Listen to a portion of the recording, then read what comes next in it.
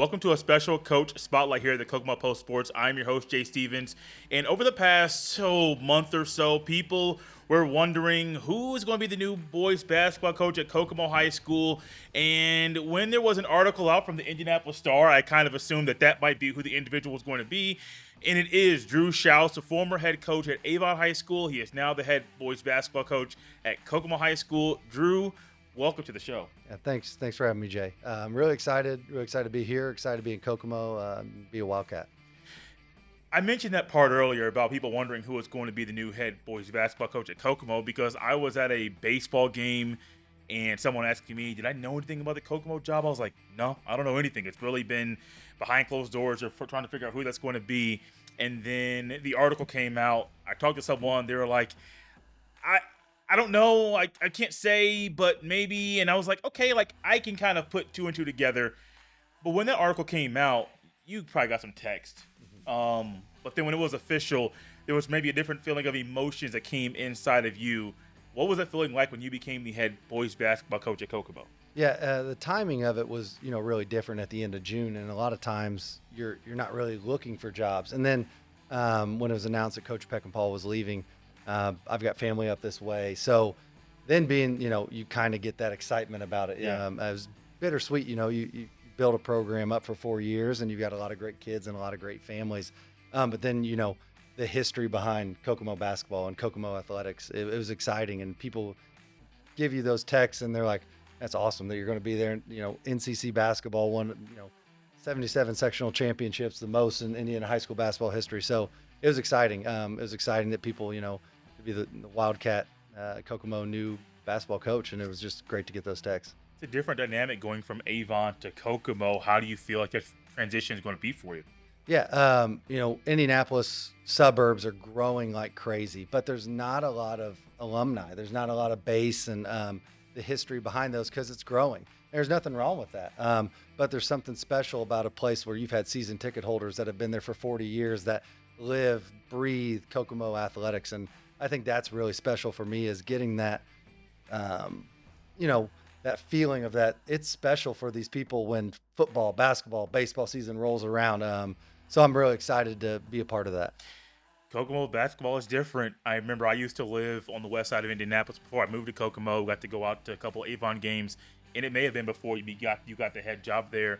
But I went to Avon, went to Brownsburg, went to a few Ben Davis games, and then I think I went out to Tri West for the county tournament. But Kokomo basketball is just simply different than a lot of the stuff on the west side. That's not saying the west side of Indy and the suburbs is bad basketball at all.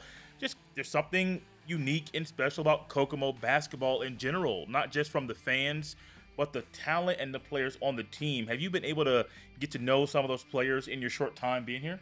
Yeah, we did 4 workouts when I was able to get here before school started, and it was really good. You returned two seniors that played a lot and scored a good bit, and Corbin and Barris, and then you had 2 freshmen, Austin and DJ, that played a lot, and then you've got EV coming back, and then Big Joe, and then Asher, and you've got Cooper. You've got a lot of different guys that are coming up, through that, and a lot of young guys that played really pivotal roles last year that are ready to step up and kind of increase that scoring amount, but also show that, they're special players as well. What kind of basketball player were you when you were playing?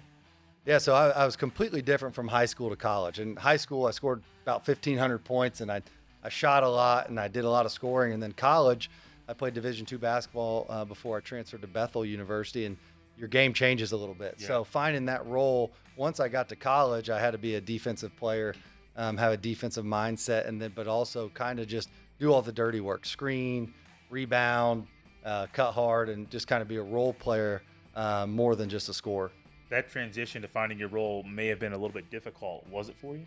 It was a little bit, yeah. You go from being the guy that is relied on to score 20 points a game, but I knew going to college, coming from a 2A school in Centerville, that it was going to be a little bit of a difficult transition, but I knew if I wanted to play and be on the court, I was going to have to change how I played to kind of fit that mold.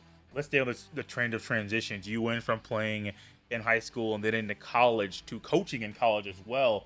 That's a pretty steep transition in and of itself. Yeah, I had very good mentors. The reason I fell in love with coaching basketball was when I transferred my senior year to Bethel.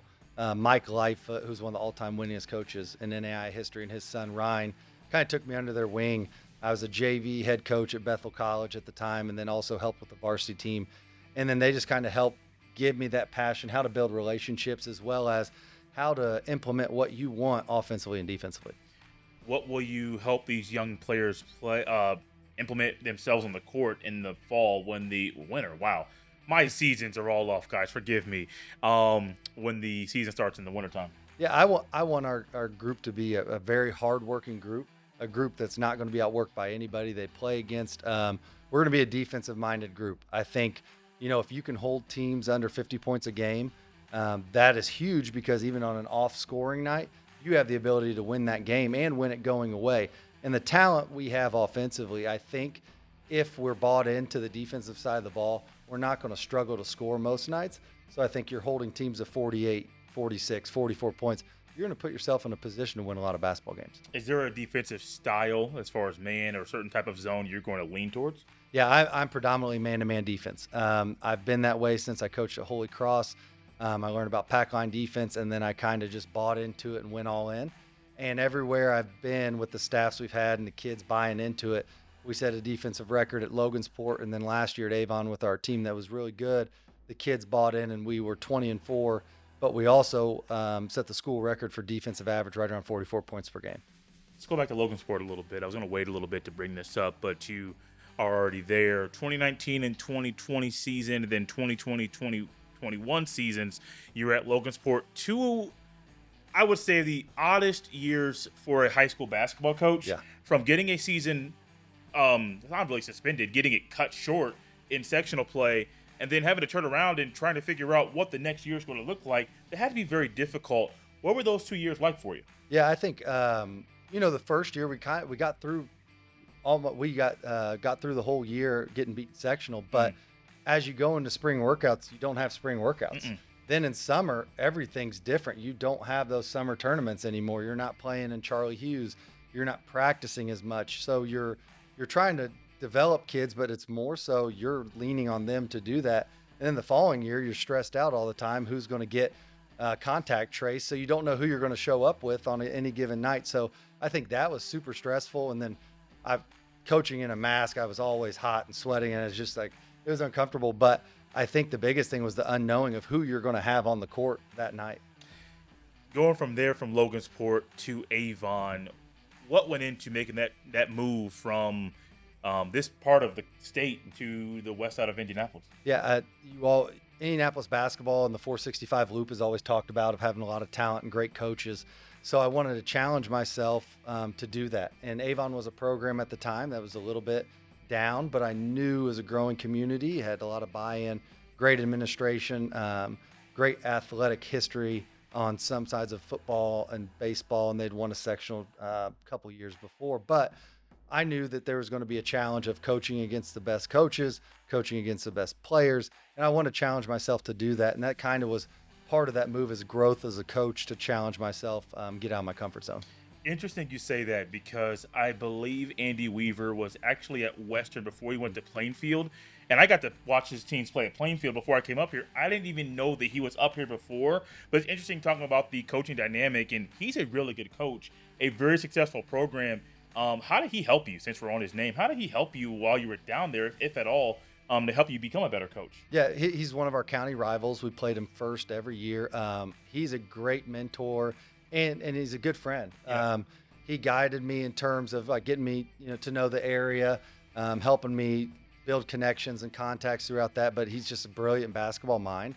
So a lot of the things, if he gives you a tip or pointer, you need to take it, because he knows what he's talking about. He wins everywhere he goes. Had a long, successful career at Western, and now he's got one of the best teams in the state with Plainfield going into this year. Yes, he does.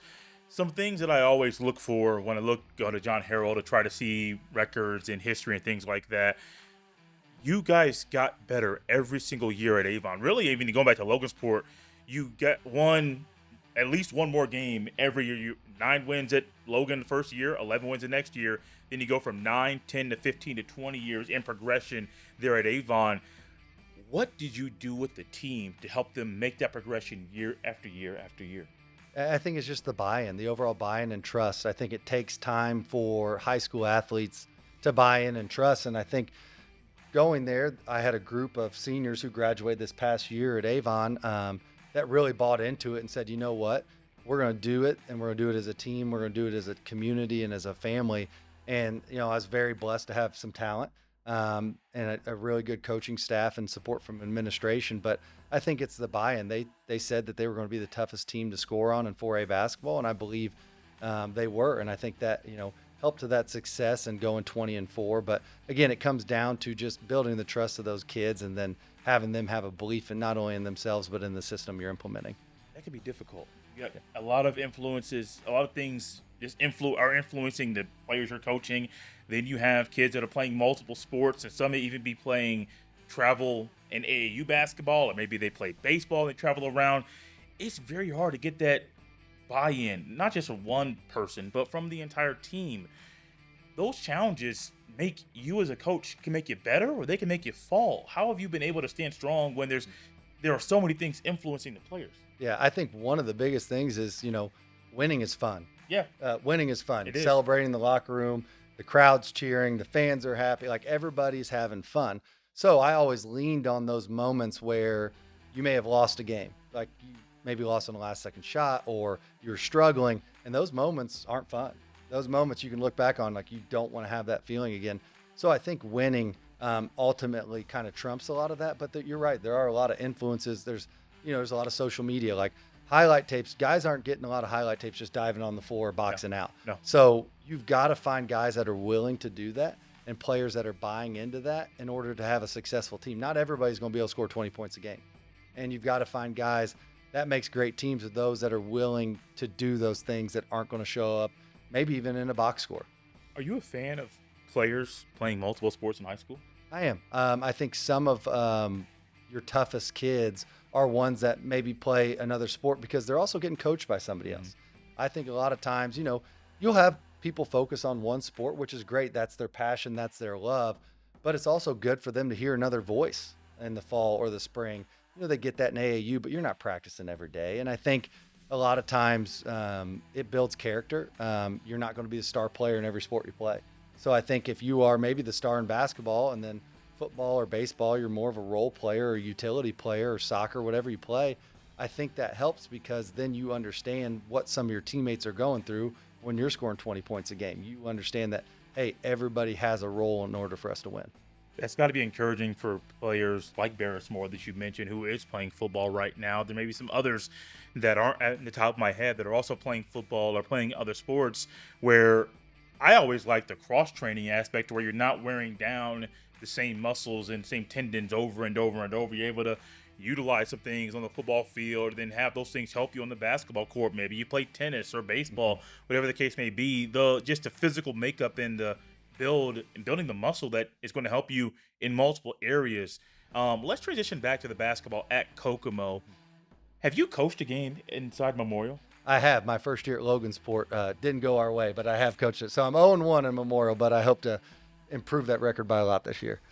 The hope is to improve it by a lot. I'm sure you'll probably have some emotions, a lot of emotions when you roll out game number one. It's I believe at least last time I looked at the schedule, it's a rivalry game against Western. It is. Where Kokomo won big last year. And I know Western's going to come back and try to fire back and try to win that game. It's going to be a sold-out gym. It's going to be a hot gym as well. But look ahead to that game. What can fans expect? You mentioned the defense, but what can fans expect when the team has off ball, on offense or on defense, from the players this year? Yeah, one of my biggest goals is getting kids to move off the ball, setting screens, cutting, passing.